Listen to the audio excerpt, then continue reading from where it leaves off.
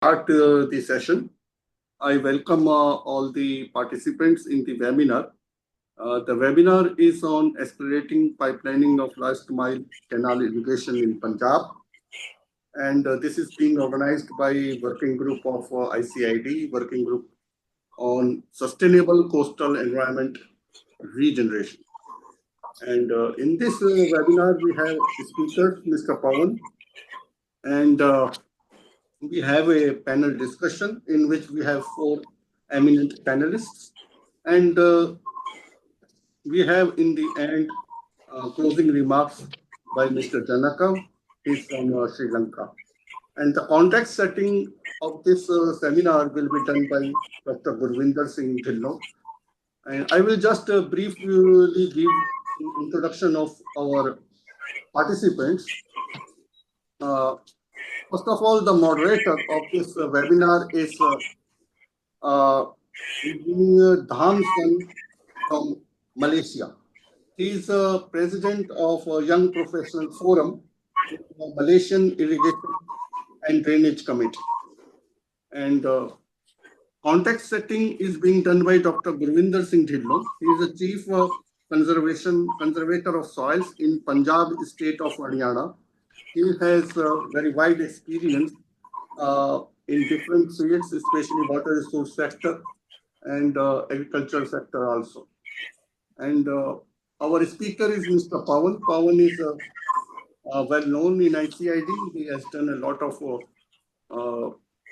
in ICID. He is working in the field of regenerative agriculture, climate smart agriculture, and rural livelihoods, etc. He is engaged with ICID since long, since 2016, and right now as a young professional. And he is the secretary of this working group, which is organizing this webinar. And then after that, we have a panel discussion. We have four panelists. Dr. Camilla from FAO. Dr. Camilla from FAO is a water management specialist at Land and Water Division of the Food and Agriculture Organization of the United Nations. She has experience in various aspects of agricultural water management, such as development of decision support systems for irrigation development and management, performance assessment of irrigation systems, water technologies, etc., etc. Then we have a panelist, Ms. Alexia from ADB. Ms. Alexia is currently positioned as Senior Water Resource Specialist in Asian Development Bank within the agricultural, food, nature, and rural development sector. She is based at New Delhi. Then we have Mr. Dr. Vikas Goyal from ADB. And Dr. Vikas Goyal is working in the agriculture, forest, nature, and rural development sector group of Asian Development Bank situated at New Delhi. And then we have Dr. Mohammad Faiz Alam from IMI, from International Water Management Institute. Dr. Faiz is a researcher basically, and he specializes in hydrology, groundwater, and agricultural water management. He has a wide experience. He is a good researcher. And in the end, we have closing remarks by Mr. Janak Priyatha Vikram Surya from Sri Lanka. He is a chartered engineer and is a member of prestigious institutions such as Engineers Australia, Institute of Engineers of Sri Lanka, International Geotechnical Societies, and he's worked very well in Sri Lanka's irrigation sector, and right now he's engaged in different fields. So I welcome you all in this webinar, and now I hand over the platform to our moderator, Engineer Mr. Dhamsan from Malaysia, to take the floor and conduct this webinar. Thank you. Thank you, Dr. Gupta. Once again, good evening, everyone, and warm welcome to this important webinar organized by the International Commission on Irrigation and Drainage, ICID. So today's session entitled Accelerating Pipelining of Last Mile Canal Irrigation in Punjab, Identifying Constraints and Exploring Policy Options. So without further ado, I would now to invite Dr. Gupta again for opening remarks. Yeah, it's a last mile connectivity is always an issue in a command area, and definitely pipelining is the solution for equitable distribution of water and for reducing the wastage, etc. But there are always some issues in pipelining, especially what we are facing is in India and other regions of the world also, is the maintenance issue. And this maintenance issues, we have to look for PP model, means public-private partnership model. We have to go because different departments are involved in this. If we look at only government sector, then this will not be the solution. In my view, we have to look for PPP model. But let's see what comes out in this webinar. And I'm sure that some good solutions will be there and which we can bring out in our report. Thank you. Thank you, Dr. Gupta, for setting the tone and direction for this session. Next, we will hear the context setting from Dr. Govinda Singh Bilon, the Chief Conservator of Soils, Punjab, India. With expertise in water management and GIS, he has led multiple programs enhancing irrigation efficiency and the use of treated water in agriculture. Please welcome Dr. Dile. Good evening, everyone. You invited me for context setting. I'll begin from the fact that we have only 2.5% fresh water available all over the world. Out of that 2.5, 70% is locked in ice caps and glaciers. So we have only 1% fresh water available. And out of all that fresh water, globally, 70% water is being consumed in agriculture sector. It is more in developing countries, or you can say the countries who are dependent on agrarian economy, and somewhat lesser like US. Their demand is around approximately 50% for agriculture sector. China has 60%. India, out of total fresh water which is available, 85% is being consumed in agriculture sector. And now coming to Punjab, to the place which is a food bowl of this country, to the place where I belong, out of total fresh water available, 94% of that fresh water is used in agriculture sector. Why I was talking about this thing? Because if one sector is consuming this much of water, then we need to work on enhancing irrigation water use efficiency. I'll give you an example. In my state, Punjab, I have a total water demand of 66 BCM, billion cubic meters, and 53 BCM is my availability. So the rest 13 BCM I'm getting by overexploiting the groundwater. So the difference comes out to be around 20%. I have 20% more demand than what fresh water is available. Now coming back to agriculture sector or irrigation sector, I would like to say the efficiency in agriculture sector is very, very low. It ranges around 30 to 40% in my country. Globally, it is around 50%. So, if I increase my irrigation water use efficiency by 20%, I'm talking about this Punjab only. If I increase irrigation water use efficiency by 20%, then I close in on gap of my demand and availability. So I will become a net zero extractor of groundwater if I increase irrigation water use efficiency by 20%. So what are the ways and means to increase that irrigation water use efficiency? The first and foremost which comes to our mind is underground pipeline. Then of course there are intelligent irrigation systems like micro irrigation, drip and sprinkler, or other automations or sensors which have come.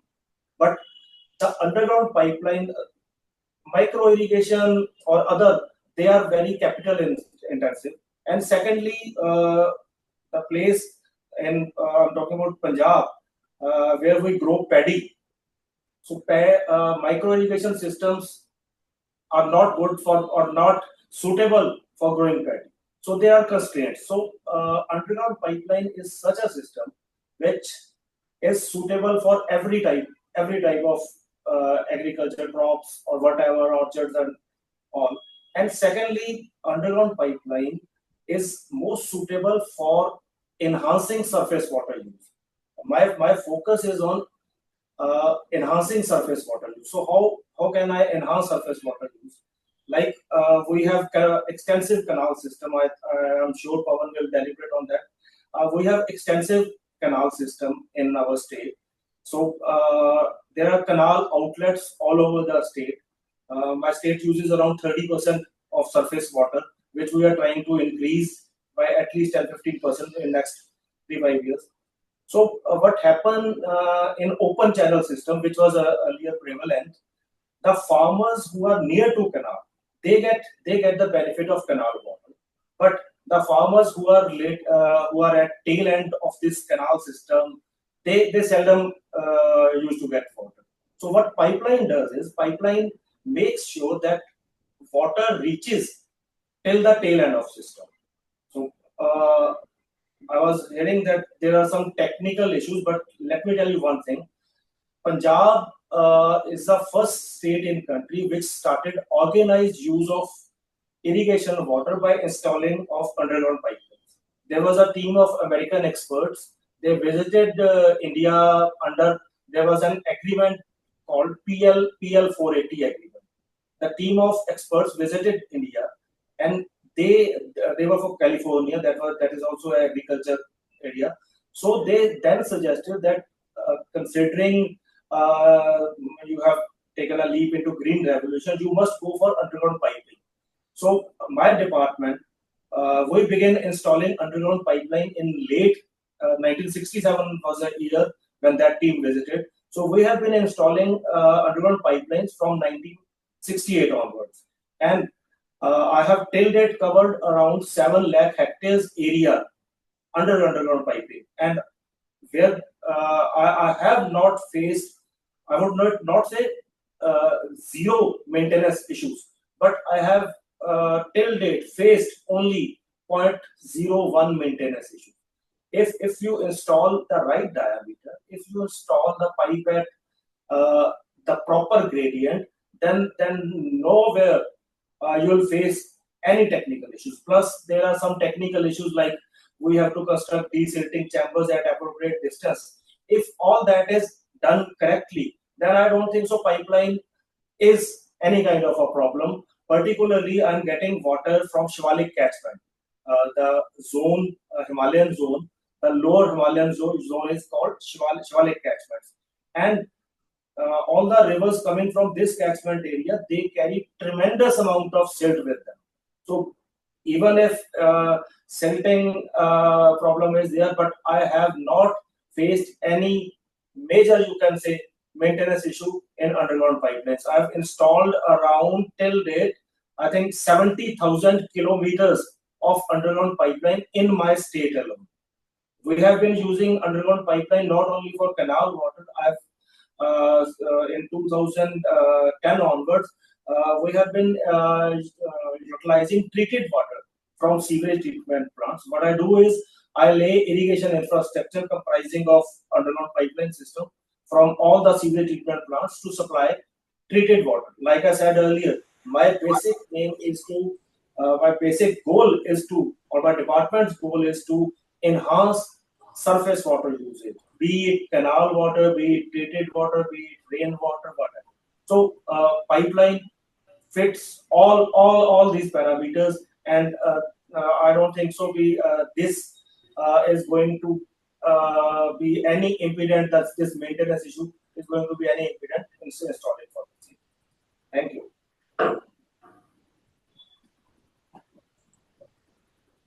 Thank you, Dr. Govinda Singh Dillon, for the insightful introduction to the issues on the ground. Thank you very much.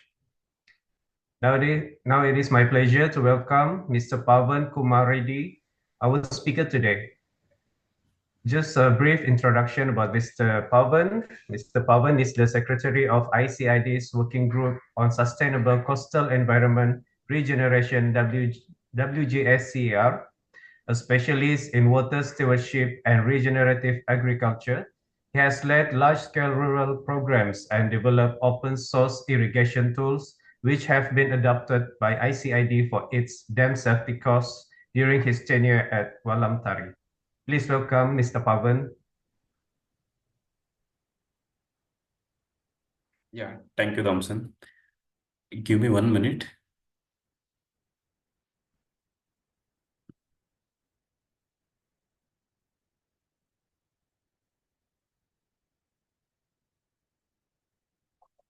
Share the presentation. I think I'm having some technical glitch. Thompson, You want me to? yeah.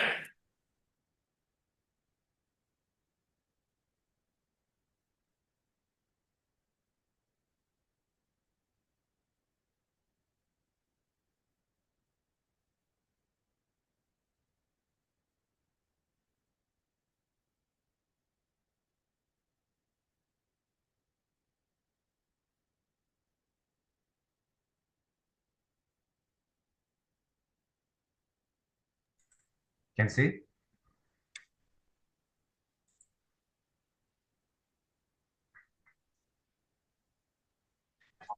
Okay. Mr. Pavan, is it okay for you? Can you hear me? No. Can you say again?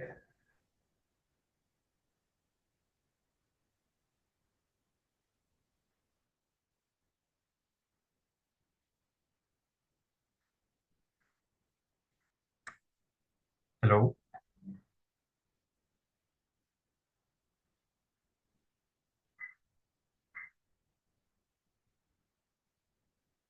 Is the screen appear on your screen? Anyone can see the screen that I shared? It does on my end. Yes, It doesn't? it does. We can see the screen. Yes. Oh, okay. So, Mr. Pavan, are you there? I think he has. Thompson, can you hear me? Yes, yes, yes. Mr. Yeah. Pavan, please. Yeah.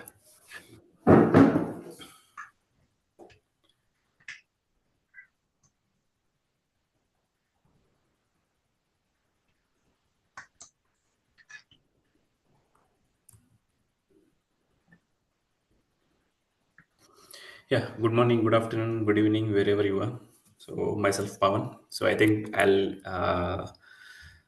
jump into the topic directly. Yeah, next slide, Thompson.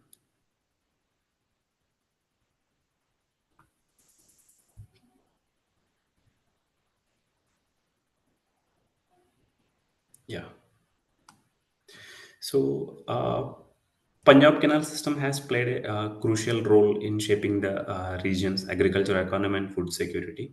So, if we see historically, the canal network was developed during British rule. So, with major expansions under the Punjab Canal colonization scheme. So, in late 19th century and early 20th centuries. So, but these canals transform arid and semi-arid lands into fertile agricultural zones, so enabling Punjab to become granary of India. So today, the state has well-established irrigation network with 7 major canal systems. If you can see on the system, so 7 major systems has been placed.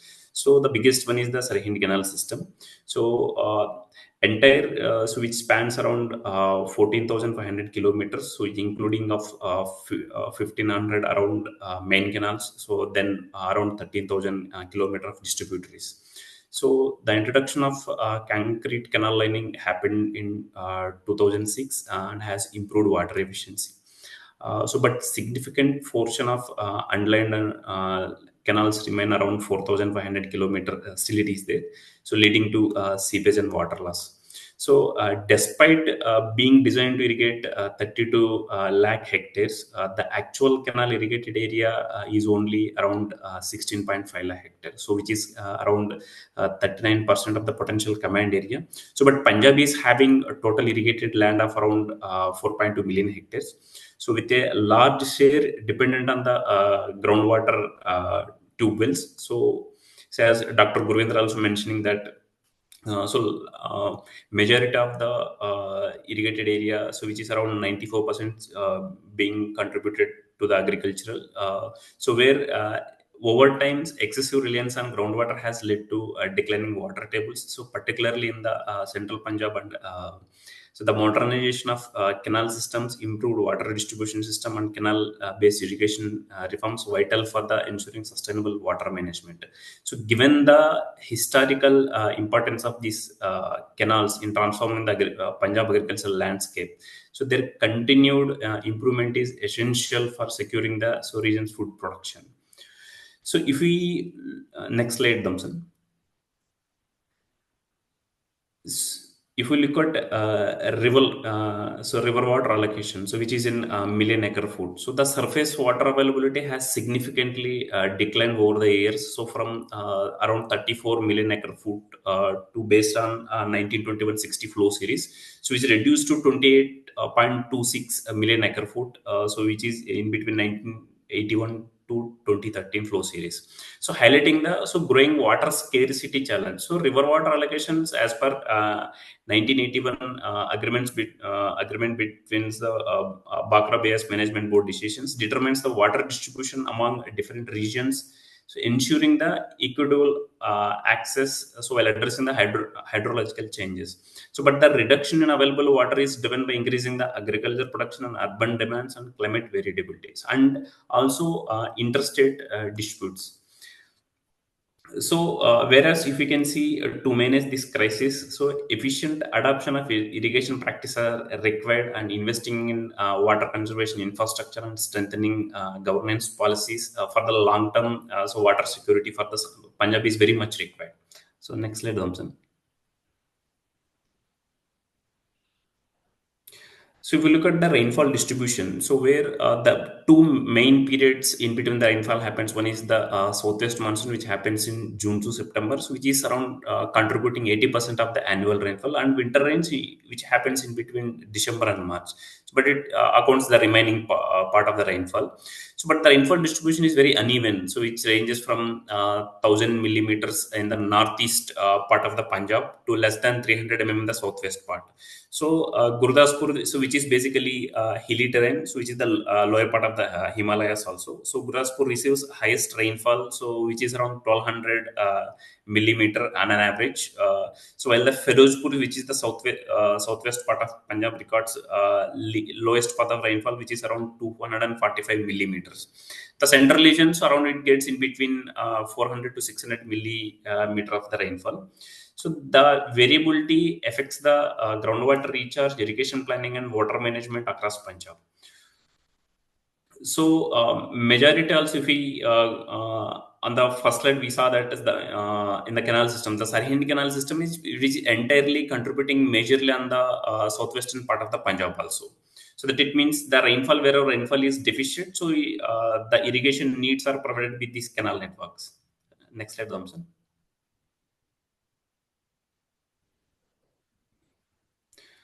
So Punjab groundwater levels vary significantly, so ranging from just below surface to 60 meters below the ground level. So with the deepest levels in the upper part of the Punjab and waterlogging in the southwestern district, where I was mentioning the wherever the rainfall is very less.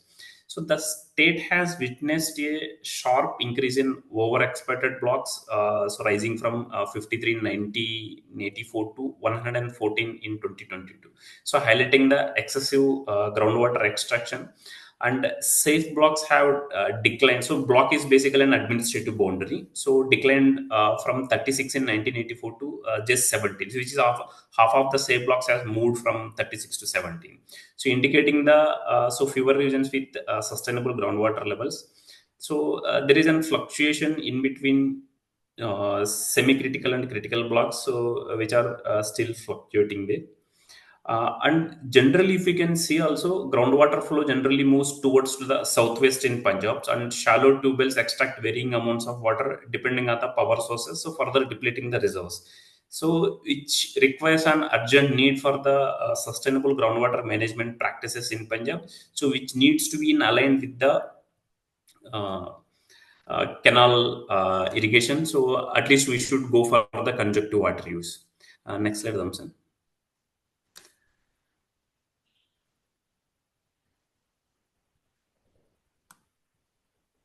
Yeah. So the canal command, so underground pipeline status in Punjab, so which is basically implemented by the two different departments. So one is the silent water conservation department. So where Dr. Guruvendra is from basically. So this department usually consult the farmers in the command area. So where they receive 90% of the subsidy. For this particular scheme, underground pipeline, and till 2023, so there was around 4.5 lakh hectares, so which is, I think Dr. Guruvendra also mentioned that 6 lakh hectares still has been achieved so far. And so it's basically open-ended scheme run by the Punjab government. So and so first come first serve basis usually department prioritizes. So the average pipeline length per hectare is around 80 meter. And other than this, so this department promotes sewage treatment plant schemes with 100% subsidy also. And in with the individual farmers having tube well also, they'll also get subsidy around 50% for the tube well based underground pipeline. So the good way in terms the department brought one act right of way to lay the underground pipeline act in 2017 supports the implementation. So because there may be on two different patches of lands, but the pipeline needs to pass to some other farmers land. So where this pipeline act empowers the department to lay in the other farmers field also, so to reduce that administrative delays and field level problems. Then second department is basically Punjab Water Resource Management and Development Corporation, so which majority of the canal lining and tubewell development and underground pipeline projects are being taken up by this department majorly, and it operates through circle offices and Bathinda and Faridkot. So where this department initiated. So corporation basically, so this corporation basically initiated projects in 2015 with a focus on underground pipeline. So usually they focus on a project based approach where they'll take an stretch of 100 or 150 outlets at a time. So then they do entire modernization of those canals. So then they move to another area. So it works like that way. So mostly there is no criteria for this corporation based scheme. So wherever influence and wherever requirement is from the public is very high, so they mostly focus on it. Next slide.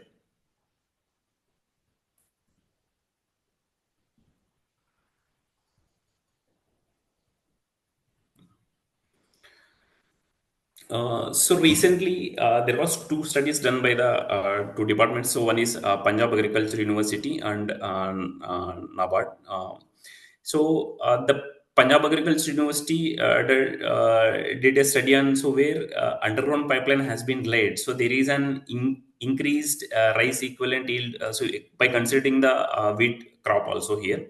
Around 6% compared to the open channels. So the study also reported that around 18 to 20% of water saving and cost reduction of around 1900 rupees per hectare. So by eliminating the labor intensive maintenance of open channels.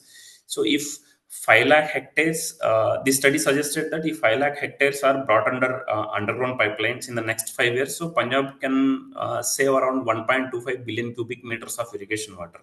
So, and encouragingly, so farmers are willing to increase their contribution 10% to 20%, reducing the financial burden on the state. And a study done by that Punjab Agriculture University reinforced that cost saving benefits of usual PS is very high. So, next slide, Thompson.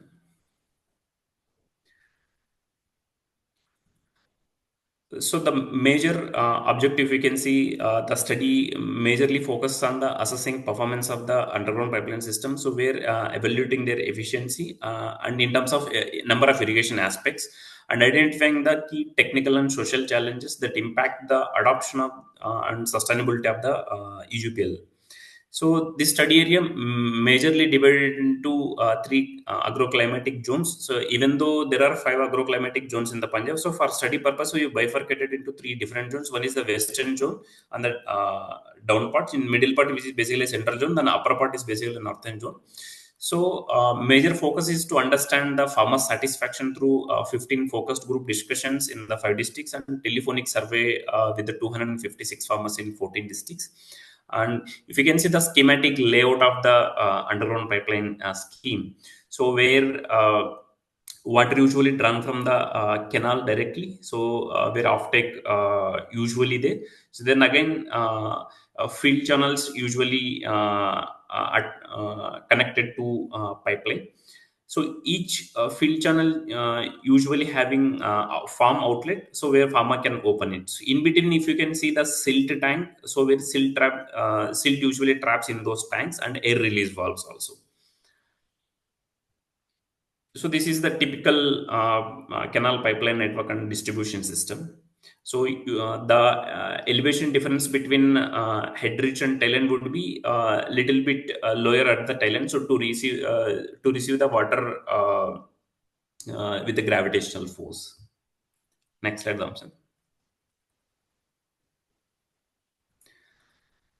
So the UGPL coverage across Punjab varies significantly. So by district and agroclimatic zones, as I said, in 3 different zones. So mostly, if you can see, the western zone is highly benefited with this, especially the Faridkot, which is in the western zone, having around 91,000 hectares. So with 73,000 hectare of having under Canal UGPL. So then other major districts covered are Bathinda and Muksar. In the central zone, if you can see, Sangrur and Patiala are the majorly benefited districts, and Hoshiarpur and Gurdaspur also. So smaller districts like Pathankot and SAS Nagar have relatively low eligibility, so indicating that so the reliability on this particular technology may not be suitable. So due to the canal network non-availability. Next slide, Thompson. So this study also examines, as I said, 15 focused group discussions. During that time, there were so we tried to differentiate between pressurized pumping of water to the pipeline, and second one is the naturally extracting water from the canal through gravity based. So even though if it is lift irrigation, so water is only being lifted, then again it is dumped on the canals, again it goes through gravity only. So only for water lifting, so water is being pumps are being used. So in multiple sites, our focused group discussions are done. So as I said, so 4 out of 15 systems utilize pressure lift from the main canal. So while the rest draw water directly from the canals. So this whole analysis, we try to find out that how many days of turnouts are there so in between different outlet types. So next slide, Thompson. So if we see this further analysis of this 15 outlets. So turnout days remain consistent, ranging from 6.4 days to 7 days. So allowing for an comparative evolution of the command area. So irrigation time per acre. So weekly turnout minutes and discharge rates and number of farmers served. So interestingly, larger command area. So where so if we can quote 715 acres in Bathinda. So where maintaining the same turnout days as smaller as once. So like in 98 acres in Patiala, indicating that system efficiency plays a crucial role in irrigation scheduling. So rather than the size of the command area. So irrigation time per acre so varies significantly from 14 minutes to 103 minutes. So with more efficient systems covering larger areas in lesser time. So but higher discharge rates are linked to larger command areas. So ensuring the adequate water supply so within the allotted turnout days. So the major differentiation between gravity flow systems and pressurized one, if you can see with the open channels. uh, 98 to 715 acres, and with the pressurized system 340 to 443 acres, which provides the better efficiency and control. So notably, so pressurized systems maintain the slightly shorter turnout rate, which is around 6.6 to 6.8 days, so making them more effective for the precise water management. These findings also suggest that improving irrigation efficiency, particularly through pressurized systems, can enhance the productivity without extending the turnout schedules. So wherever the agriculture lands are at the higher elevation than the canal commands. So, but gravity based, it requires some amount of time to understand whole turnout system too. And next slide, Thompson.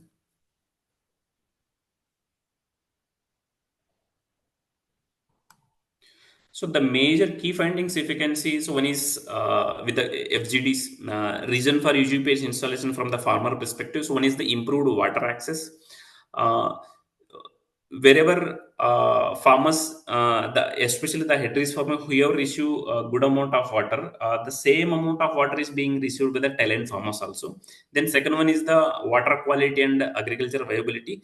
So comparison to the groundwater in the western part of Punjab. So the canal water is little bit sweeter, and it is coolant in nature comparison to the groundwater. So that way farmers prefer canal water as a good quality waters compared to groundwater. So either they mix, if they are not having enough number of irrigations with the canal irrigation, they try to mix it with the borewell water also. So then third one is change in cropping patterns. So there is an uh, specific problem I see it as an shift from cotton crop to paddy cultivation. So usually the western parts, as I said, the rainfall is very much less in the western part of Punjab.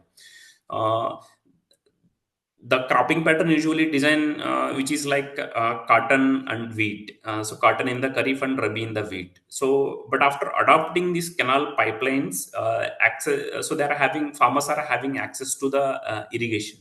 So then that moved them towards to shifting from cotton crop to paddy cultivation. So because of the ms minimum support price guarantee and the paddy. Then another way, if you can see, so the post underground pipeline installation benefits. So one is the enhanced water distribution, so all across different reaches, and second one would be increased agricultural productivity. So comparison to other systems in terms of groundwater based irrigation, or in other terms open channel systems. Underground pipeline, they are having assured number of irrigations and at assured times with the system. Then ease of operation and maintenance. So farmers reported that these especially pipeline systems are easier to operate and maintain comparison to open channels. So due to sedimentation in the open channels and weed growth, it needs to be the maintenance needs to be done for the open channels every year on year. So if they're not doing it, means after post middle reach till tail end, so farmers usually don't get water in the open channel. So but it's the reverse case in the tail end. So reduction in water losses. So UGPL systems reduce the water losses. So wherever in open channels due to seepage and evaporation, it is the main issue, and improved water efficiency and number of irrigations also. Next slide, Thompson.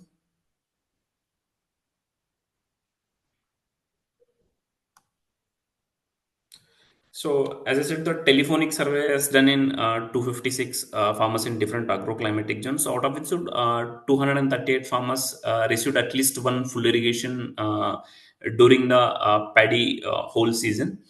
And the irrigation efficiency and reduced dependence on groundwater also reduced. At the head reach, the canal pipelines provided varying contributions, with only two farms receiving 75% of their water needs from this pipeline. And in the middle reach, so a balanced distribution. So majority of the farmers receive 25 to 50% of their irrigation through canal pipelines. So but in the Thailand, so water flow was weaker. So but 29 farms still receive 25 to 50% of their water needs from the canal.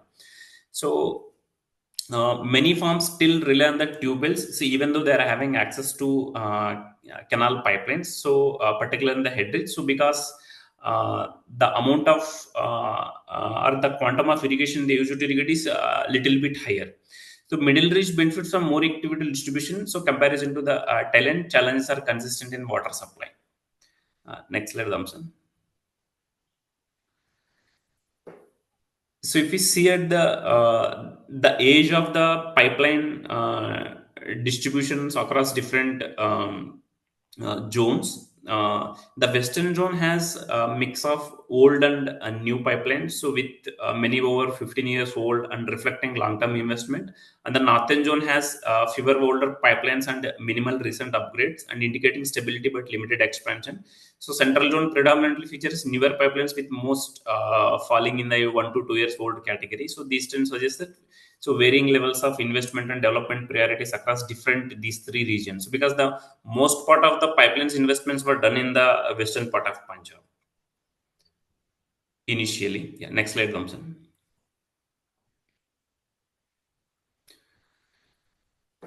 So the majority of the farmers. So the next question is: do farmers actually receive same amount of irrigations in the pipeline section at head, middle, and tail end? So around 214 farmers, out of 238, believe they receive the same number of irrigations from the canal pipelines, indicating a strong perception of fairness in the water distribution.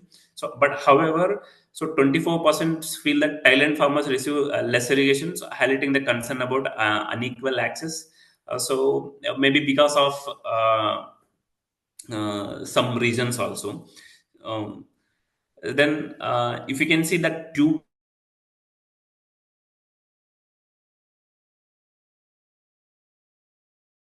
well, this pad irrigation has significantly reduced the reliance on tubewells. So which means better groundwater conservation. So across different sections of the pipeline. If you see at the head reach, so farmers who receive the initial water supply benefited the most, with 75% saving from 9 to 20 irrigations. So 9 and 20 irrigation.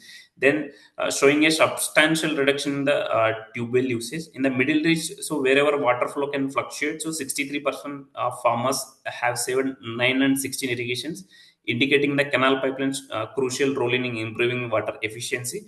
And in the Thailand, so wherever water access is often more challenging, so around 56% of farmers have saved 8 or fewer irrigations, so highlighting both the benefits and need for further improvements. Next slide, Thompson.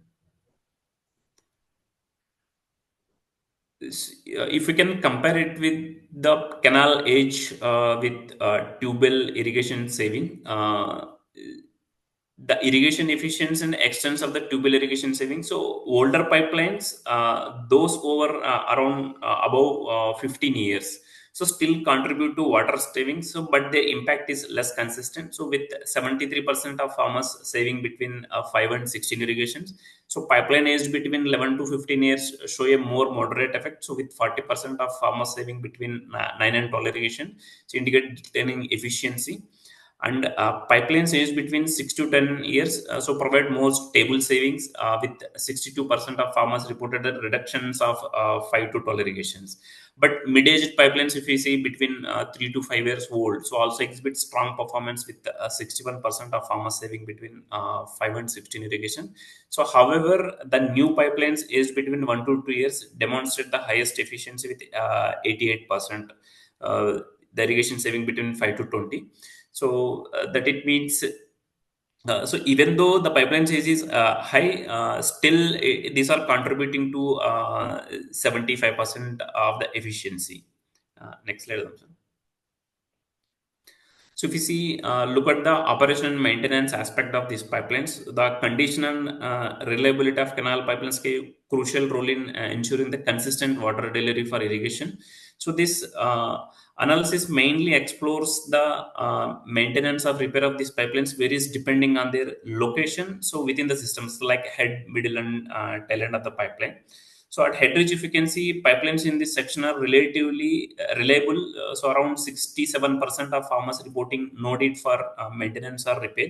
Then at the middle reach, so mostly 67.9% farmers are not requiring maintenance or repair. So though 32% have experienced some sort of issues. Then at the tail end, so 45% reported that need maintenance, reflecting the increased strain on pipelines as water levels further from the source. So mostly the maintenance issues, if you can see, RCC joints leakage is the major issue. Then pipeline cleaning, especially silt removal from the silt tank, and pipeline breakage due to any heavy machinery moving on the pipeline. Next slide, Thompson.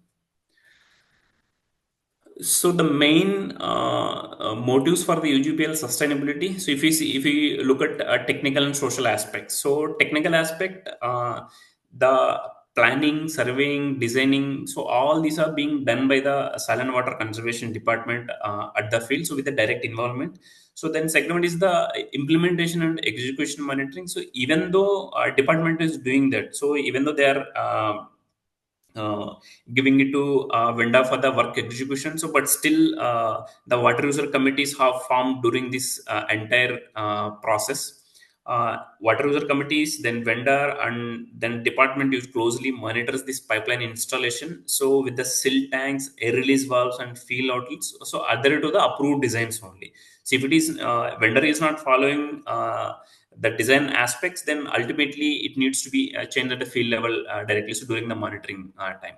So then the third one would be mostly the slope gradient. So because pipelines, so these are mostly working on the gravitational based force for water delivery. See, if slope gradient is not maintained, so that it means water will not move till tail end. So the slope difference is maintained from planning, surveying, designing phase. So in the execution phase also, it usually verified at the field too. So even with the farm outlets, so whether it is being at the right elevation, so with comparison to the pipeline depth.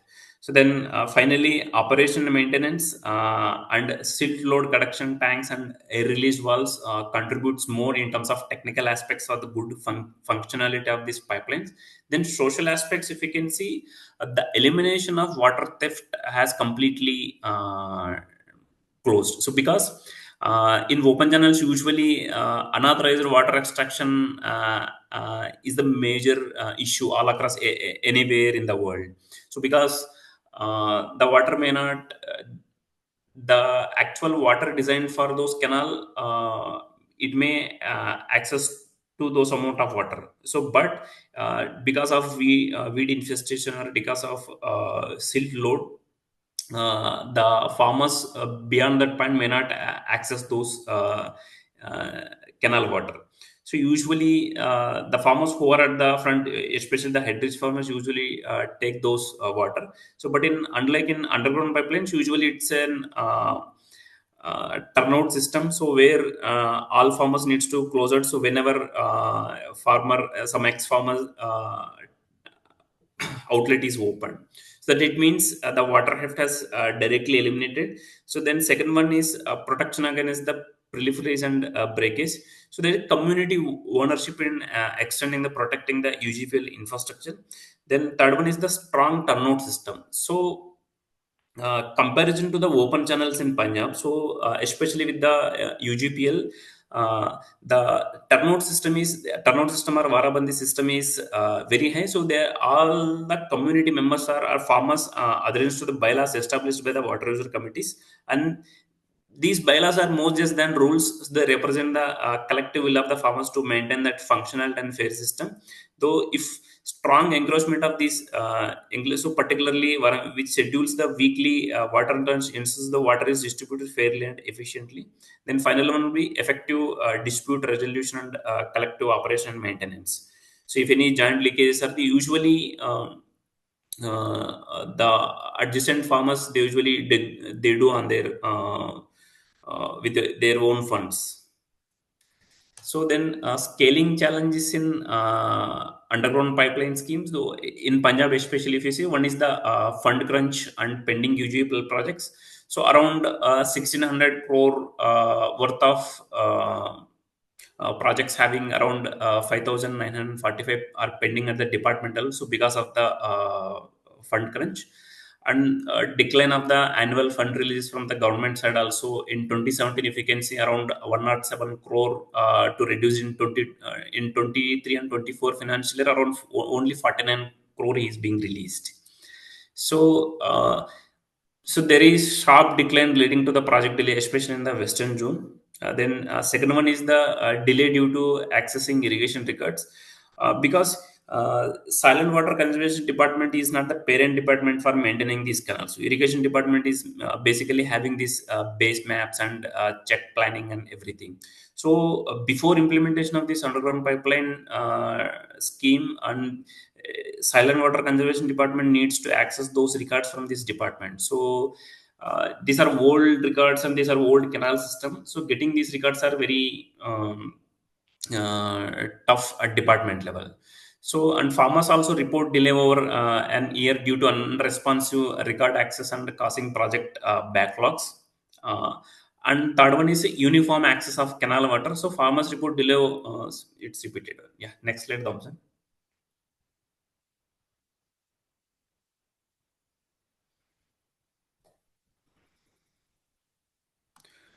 So, to effectively address the Punjab's water management challenges, so a multi-actor platform should be established at every level. So, from subdivisional level to state level. So, even though still the committees are available at district level, but still though the engagement with the different departments is entirely needs to be strengthened. So, ensuring that coordinates efforts among the key stakeholders and priority in synchronizing the silent water conservation underground pipeline schemes with the irrigation department's canal network modernization to enhance the water distribution. So because department's UGPL having only point data, it is not having any digitized network of canal pipelines.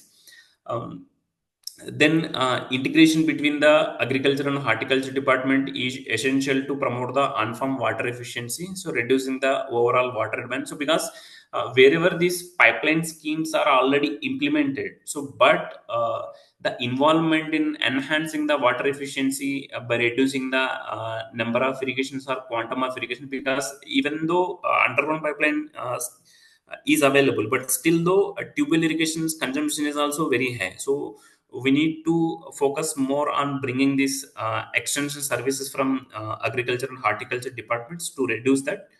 And a strategic shift in resource allocation is also necessary. So, because so wherever groundwater decline is evident and canal network is available, so prioritizing the underground pipeline expansion in these areas would help in improving the groundwater levels.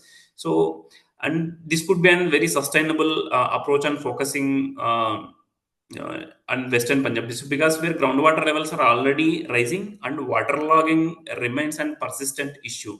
So encouraging consecutive use of groundwater and canal water will further optimize the crop water management and reducing the excessive groundwater dependence. So additionally, converting entire distribution of the canal network into underground pipeline systems. So with if possible solar integration can be an reduce the reliance on the groundwater and enhance the irrigation efficiency.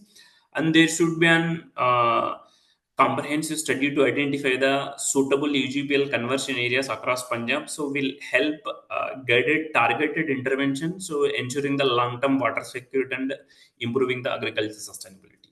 Yeah. Next slide. Thank you very much.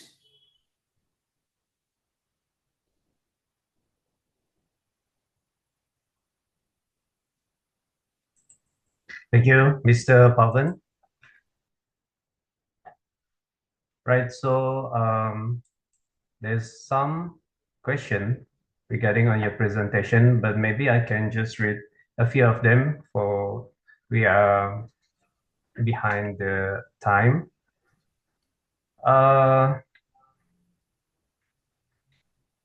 Mr. Pavan, there's a question. Yeah, I'm reading it. So Are these underground pipeline or piping or ductile iron piping? No, these are basically RCC pipelines.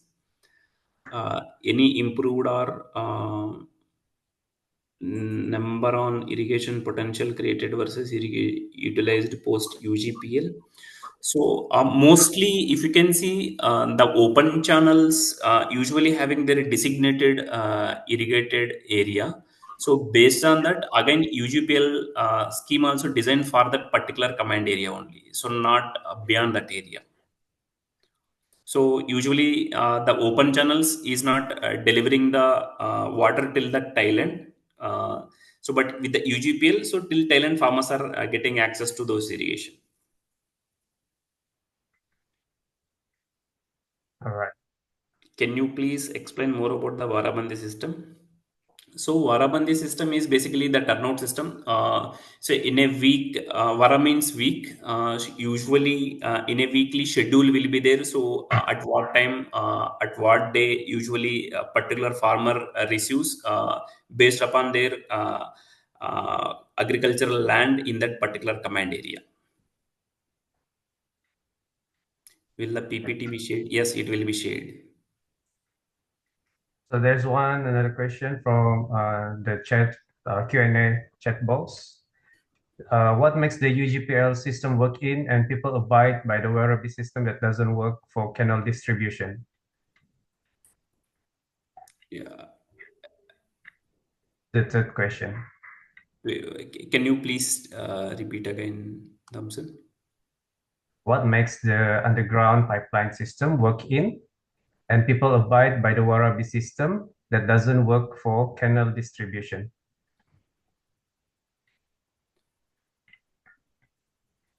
So canal distribution system basically it's open channel, right? So there may be and chances of leaking of the system. So but in UGPL you will not be having any leakages on major basis. So but comparison to the open channel. So farm outlet usually provided. So farmer usually having that sense that uh, then they can receive good amount of water as designed. In open channel system, the pressure is not being maintained. Okay. So last question from Vilas.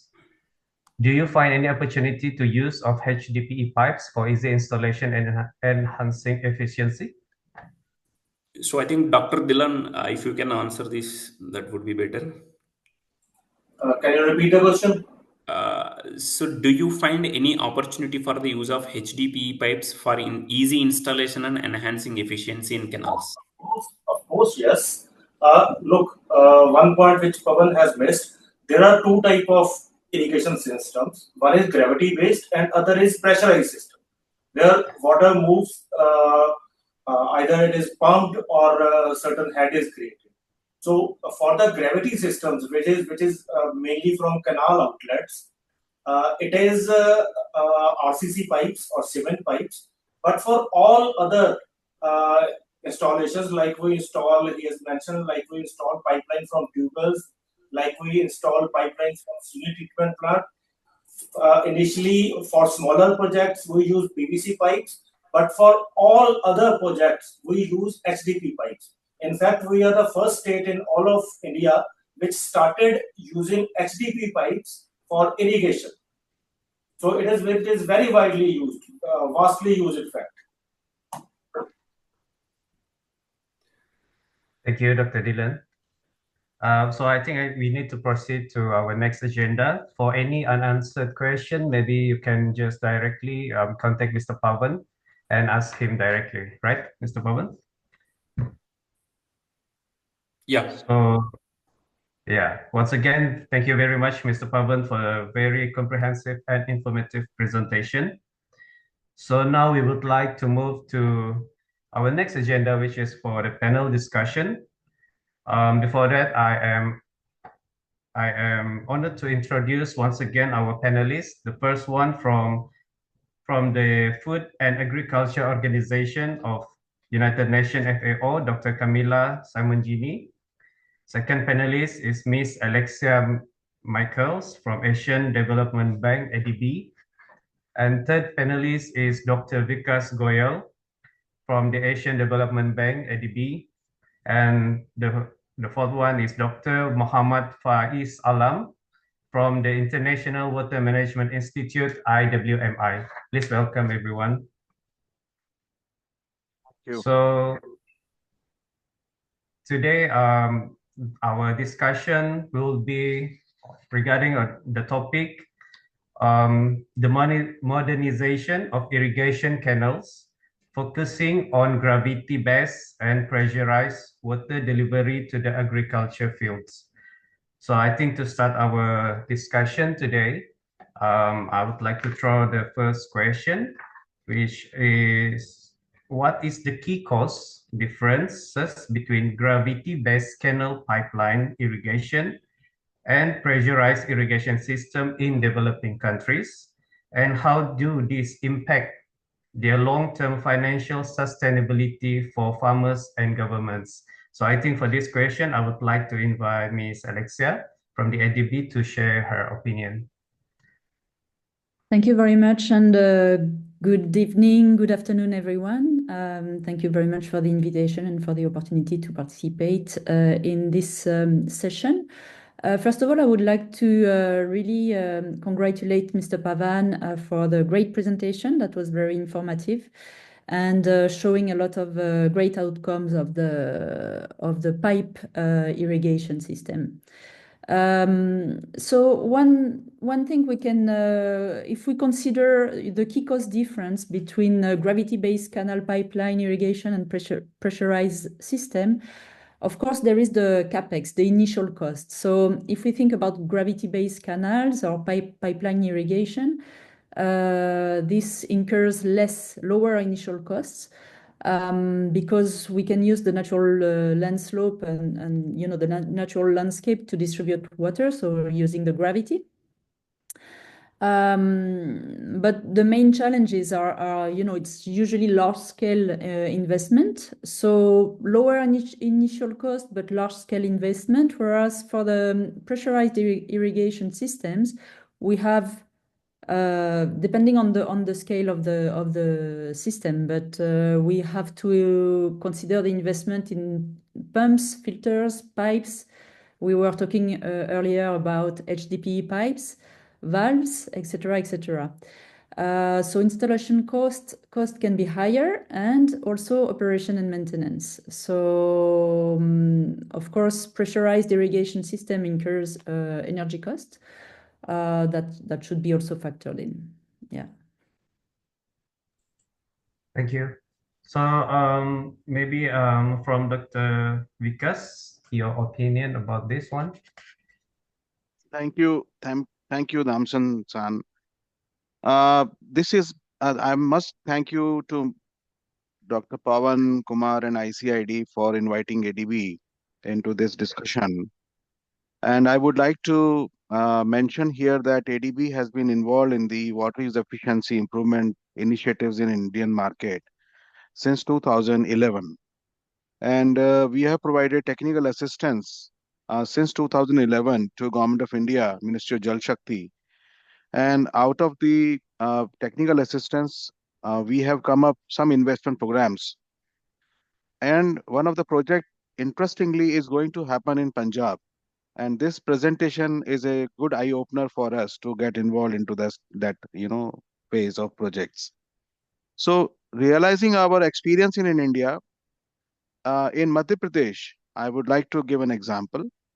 We have installed the government of Madhya Pradesh engaged with ADB in 2016 to come up with a project on very conventional canal-based system in one of the project called Kundalia Irrigation Project. The command area, which was coming with canal-based system, was about 63,000 hectares.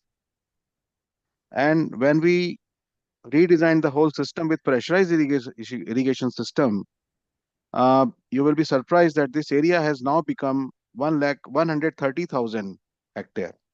So that's the benefit we can accrue if we convert canal-based system versus pressurized irrigation system.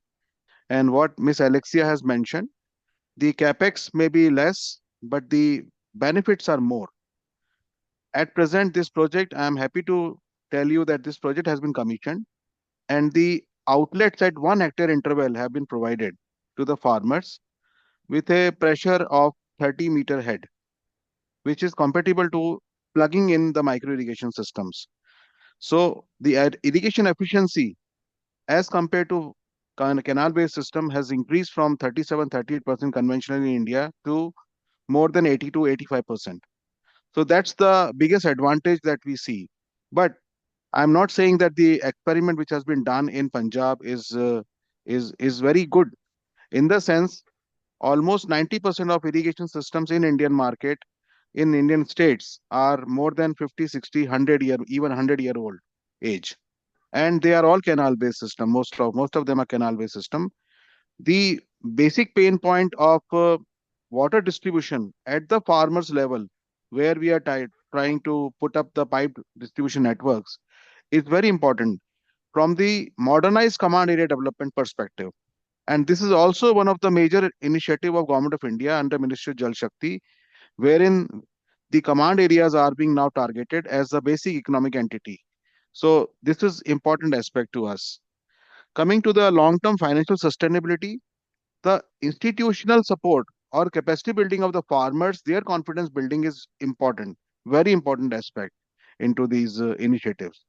Their trainings, their participation during the laying of the pipelines and even the systems, and then the operation maintenance and technical support, hand holding support by the department is very important at all steps. So that's my suggestion. Thank you. I'll stop here. Thank you. So I would like to add a question, which is I'm taking from the chat box. What is the percentage cost increase comparing open field channel and UGPL? Since Dr. Vikas has mentioned about the conventional canal just now. So what is the percentage cost increase comparing open field channel and UGPL? In our Kundalia project in Madhya Pradesh, it has become more than 5 to 6 times the cost, but the area has also increased. It is more than double. So the benefits are also large.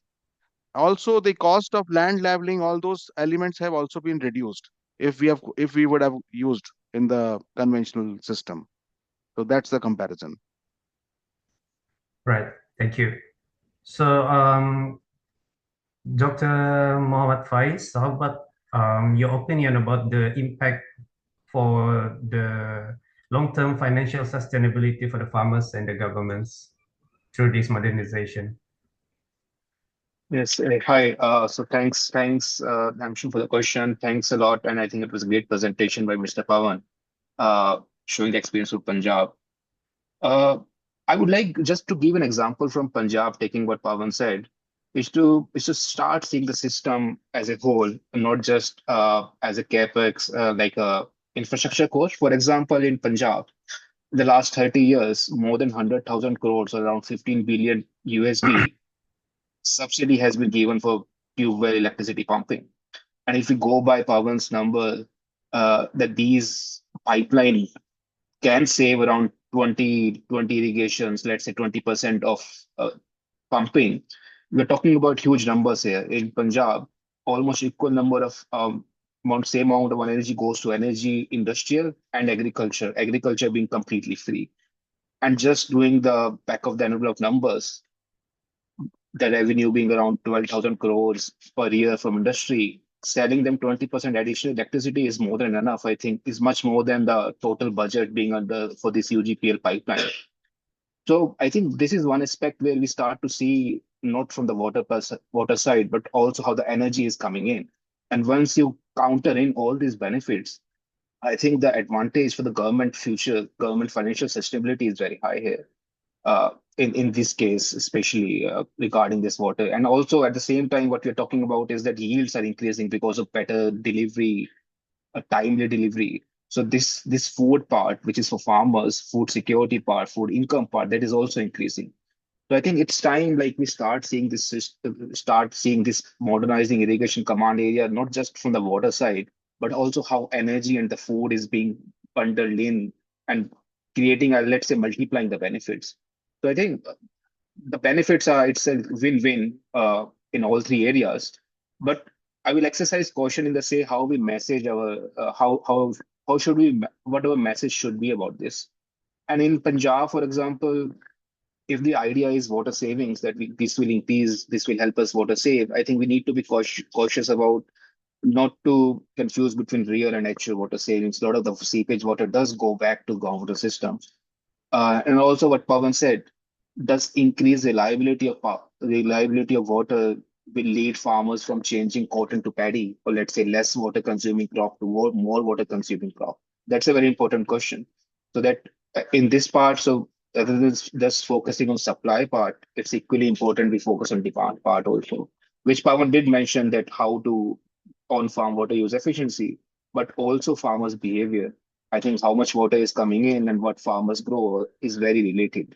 So I think that would be critical for the long-term sustainability, both financial sustainability, resource sustainability of farmers. But I think very good initiative, and if we done right, if we count all the parts in, financially, I think the numbers will come out very positive. Yeah. Thank you, Doctor. Next, our panelist, Ms. Camilla, do you have any added opinion on this? Thank you for the opportunity for being here, and thank you, Mr. Pawan, for your great presentation. So FAO has worked on various irrigation systems, including gravity-fed and pressurized systems. And an example I wanted to give you was a collaboration with the government of Egypt, where FAO evaluated three major irrigation improvement programs, one of which was converting gravity-fed system into pressurized system funded by IFAD. And Ms. Alexia already mentioned the initial capital investment for which innovative financial solutions are often needed, such as the public-private partnership that mentioned also Dr. Gupta, and also very expensive considering the energy cost and maintenance expensive due to the heavy machineries that often are not, let's say, long-term sustainable for rural areas especially. But I also wanted to mention some benefits in terms of financial sustainabilities, because on one side, I like open canals, buried pipelines, free up land for cultivation, and we experience this in Egypt. So there's more land for cultivating crops. And also, compared to the gravity-fed systems, the buried pipelines reduce the water travel time, and as a result, the farmers at the tail of the end of the system gain more equitable access to water, as Dr. Lillian mentioned already. And at the community level, this translates into increased productivity and financial benefits. And this is why these programs are most effective when built on community-based management. And financial sustainability for farmers is best justified when it is a collective level, as long as the equity in water distribution is ensured. And for this, a structured programmatic approach by governments is key for transferring irrigation management to farmers, because when communities are prepared and empowered, this transition, it's a win-win. So it benefits both farmers and the government. And we saw this also by many experiences. Thank you. Thank you. So, based on your personal sharing, what is the lesson that can be learned from your international experiences in modernizing irrigation canals to enhance water use efficiency while ensuring equitable water distribution among farmers? So, Dr. Camilla, yes. Okay, so for me, thank you. So, to answering this question, I would like to mention the structured work of FAO and World Bank, which is called the Rapid Appraisal Procedure for Irrigation System. In acronym is RAP. This was developed under the Mascot framework and implemented in multiple locations worldwide. The critical starting point in any modernization effort is, of course, ensuring the proper water balance to maximize water use efficiency. And usually, when discussing modernization, the first aspect that often comes to mind is the hard infrastructure, which is indeed a crucial component. And within the RAP framework, one of the chapters focuses on a stock-taking exercise of the system physical components. So the specific water service part of the RAP introduces core indicators such as reliability, flexibility, control on flow, and equity. And these are assessed through a 360-degree evaluation, which includes input from farmers and irrigation management stakeholders to get a broader perspective from different perceptions. And it's from these that we commonly observe that the equity in water distribution is often a challenge in open canal systems, even in areas where water scarcity is not a concern.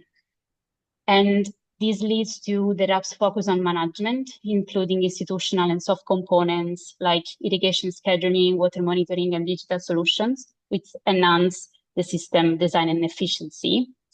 And another strong emphasis of the RAP is the role, again, of community-based organizations and water user association for irrigation modernization, because communities have a vested interest in ensuring fair and efficient water distribution. And by actively engaging them in the process, they can help reconcile different priorities among the farmers. And this collaborative approach makes it easier to achieve the overall objectives of modernization. Thank you. Thank you. How about Dr. Faiz Alam? Based on your personal experience, do you have any sharing for this? Yes, thanks for the question. I think the first part is also what Camilla has mentioned is this participatory approach.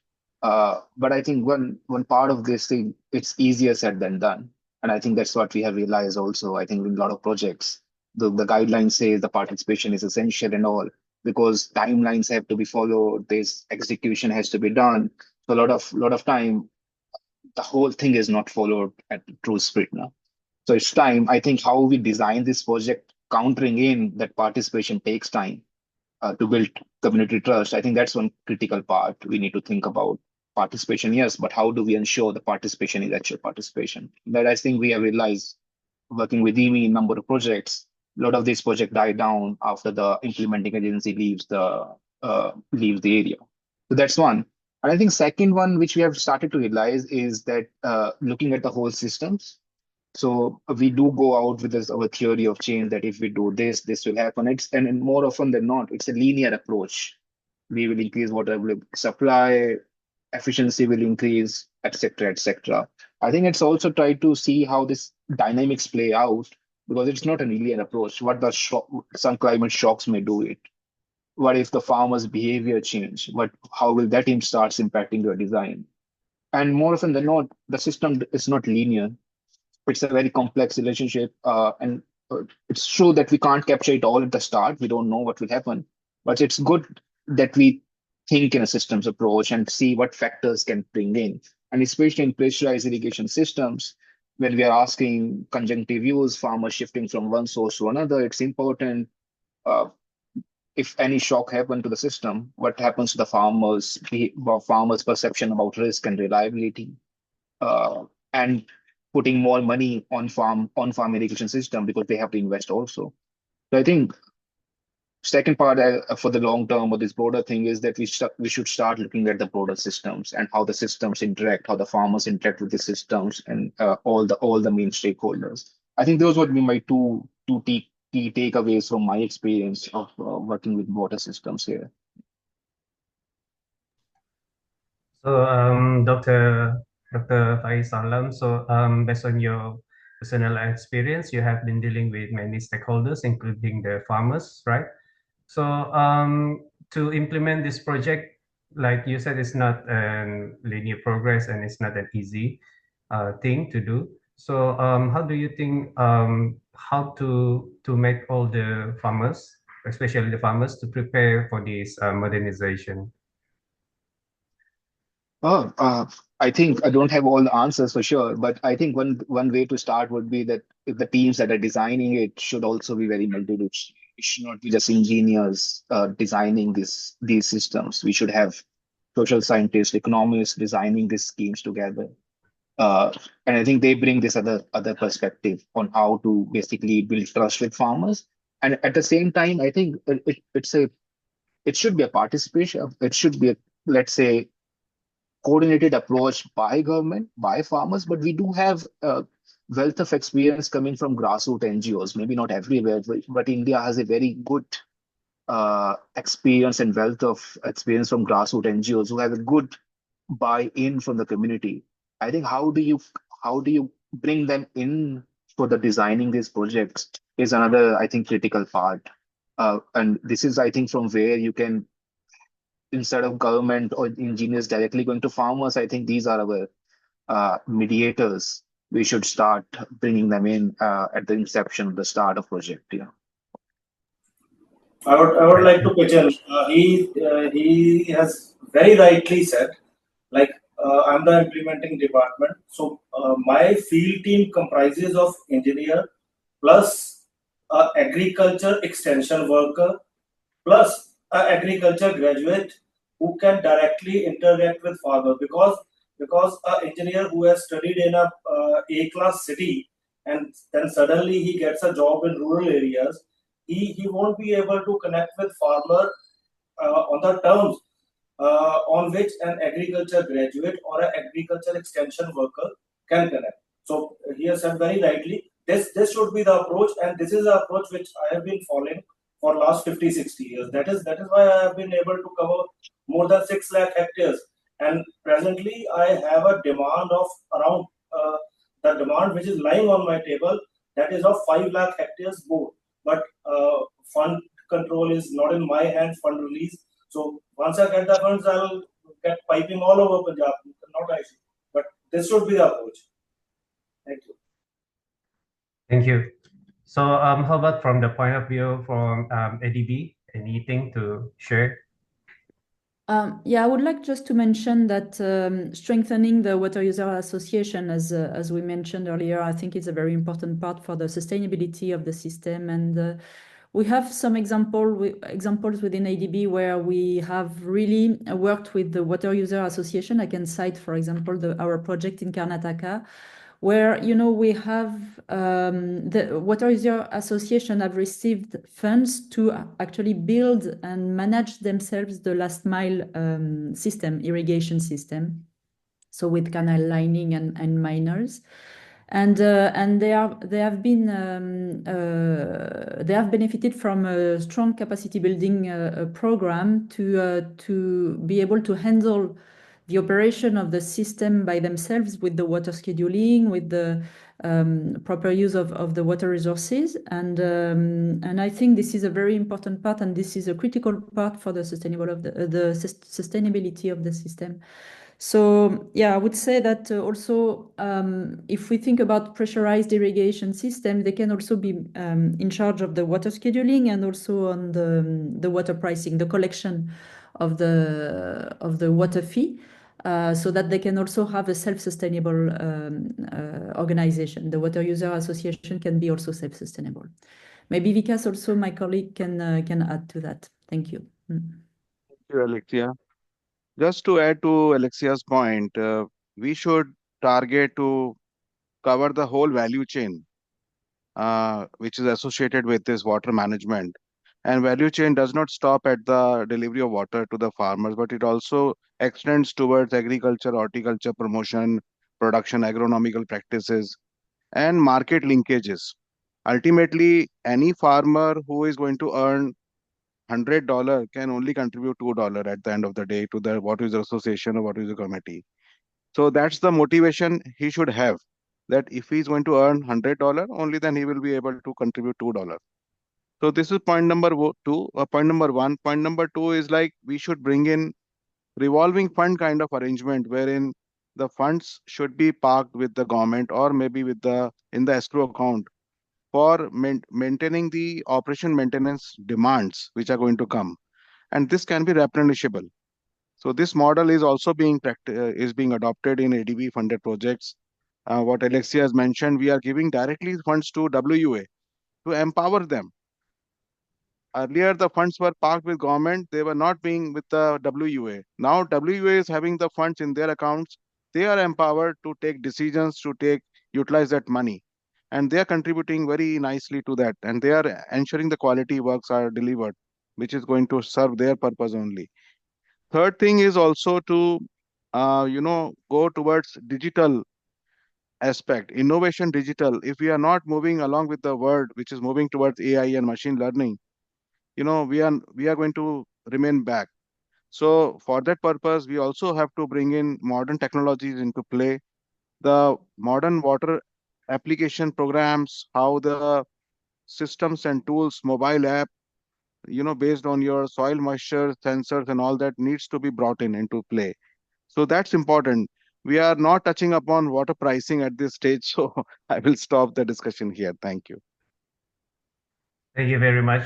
So I think for our discussion, we have come to our end of discussion topics. But before that, I would like to answer some of the questions, and maybe some of the panels may answer whichever related to any of your expertise. So for the first question from Isaac Banda, the question is, do you have an online scholarship programs for bachelor degrees in irrigation engineering or agriculture engineering in India? So maybe any of the panelists may answer this question.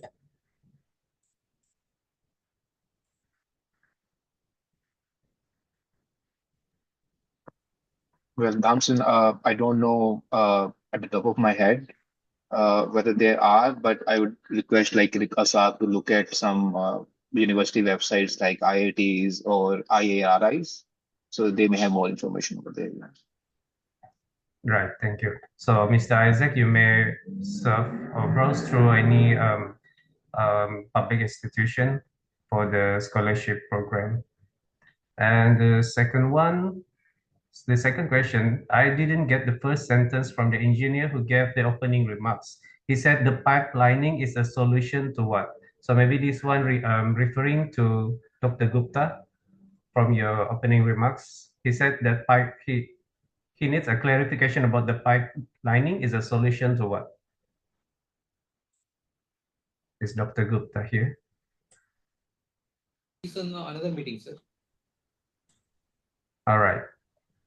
So maybe for Isaac, the answer would be, or maybe Mr. Pawan can explain or answer to this question. The pipelining is a solution to? Pipelining is solution access to waterfall. I don't know what he was referring. So, but with pipeline, water can be accessed at all reaches in the canal.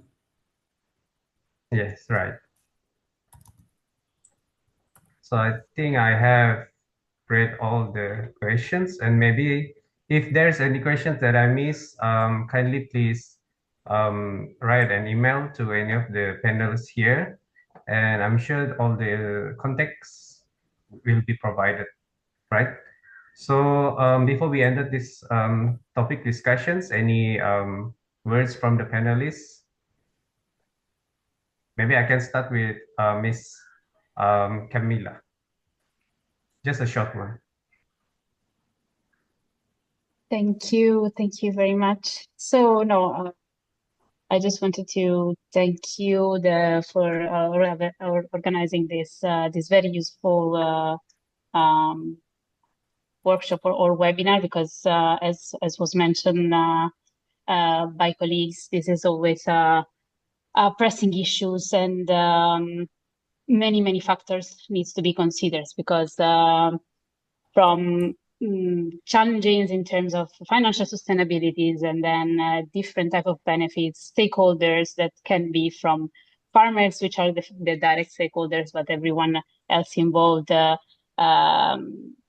It requires a very detailed and specific, let's say, programming from the beginning to the end. So thank you for highlighting and inviting all of us to discuss these topics. Thank you, everyone. Thank you. Ms. Alexia? Yes, thank you very much. Well, that was a very interesting presentation and discussion. I think we definitely need to discuss further on this, these ways to develop sustainable irrigation system, modernized irrigation system that involve different type of technologies and of type of infrastructure that are adapted to the local context. trying to solve the issue of groundwater depletion, but at the same time also facing the challenges of a changing climate. So yeah, so definitely more technology and more sharing of experiences on these different technologies is very appreciated. Yeah, thank you very much. Thank you, Ms. Alexa. Dr. Vikas? Yeah, thank you, sir. This is very interesting presentation and the session as a whole organized by ICID. And we will definitely take it forward during our discussions with Ministry of Jal Shakti in Government of India and with ICID also to see how these can be incorporated into modernized command area development program, which is under preparation. So thank you very much for inviting us. Thank you. Thank you. So, Dr. Muhammad Faiz? Thanks, Samson, and thanks to ICID and Pawan for organizing this session. And I think IMI also been discussion with government, MOJS, ADB also to an extent, and also ICID on given the pace of this pressurized or pipelining has been increasing, it's accelerating. I think it's high time we arrange this multi-stakeholder meeting to share experiences so that as the government starts investing, we do it better in the best way, let's say, possible for the long-term sustainability. And I think in this way, the experience shared by Mr. Pawan and Luji from Punjab will truly enriching, and we look forward to continuing this discussion further. Thanks a lot.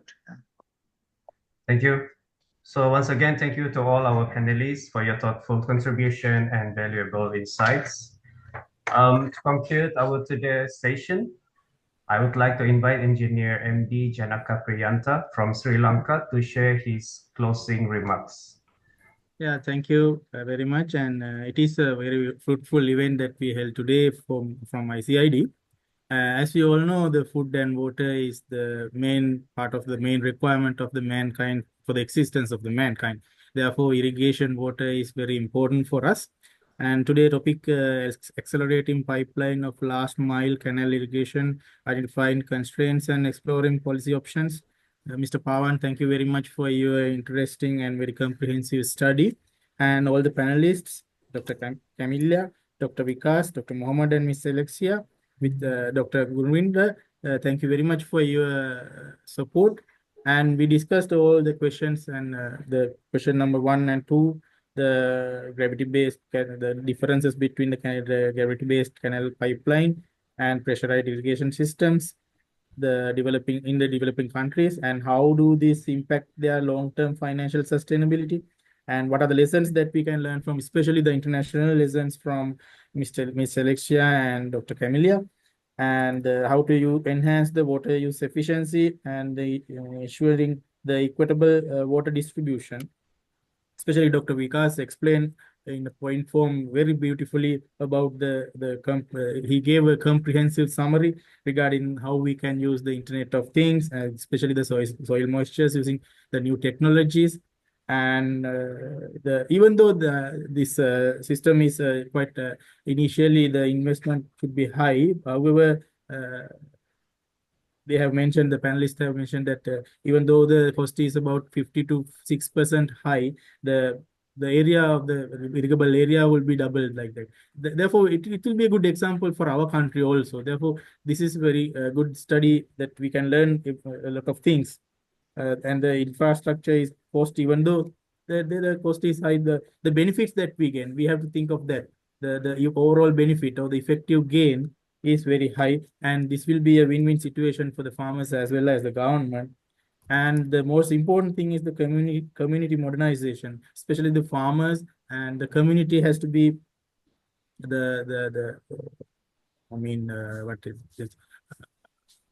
they have to be acknowledged, or the educated, or they have to be taught about these systems.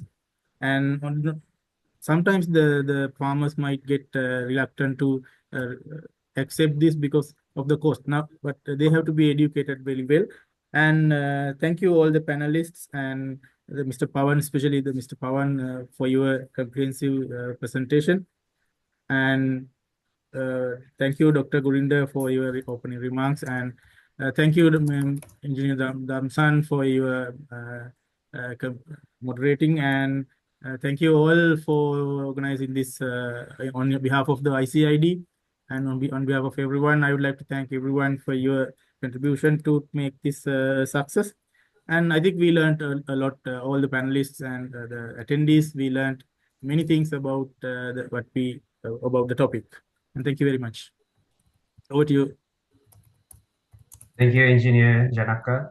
So before we end our session today, maybe I would like to ask Mr. Pavan to answer another two final questions from the Q&A box, just a short one. From Mr. Gunnar Sagaran, for the main and secondary for main and canals. secondary canal, it's mostly lined, concrete lining. Concrete lining, all right. Yeah. All right. So, all right. So, and all the answers have been answered. So, if any of the participants' questions arises after this, you may contact all the panelists and Mr. Pavan, and the contacts will be given in the chat box right after this. So, all right, as we come to the close of today's webinar, I would like to thank all of our speakers, panelists, organizers, and especially our participants for your participation. The discussion today is very interesting and have put some many insightful for our field. On behalf of ICID, my name is Damson, and thank you once again. Have a great day ahead. Thank you, everyone. Yeah. Thank you. Thank you, everyone. Thank you. Bye, Bye. and have a good. Thank you. Have a good day. Bye-bye.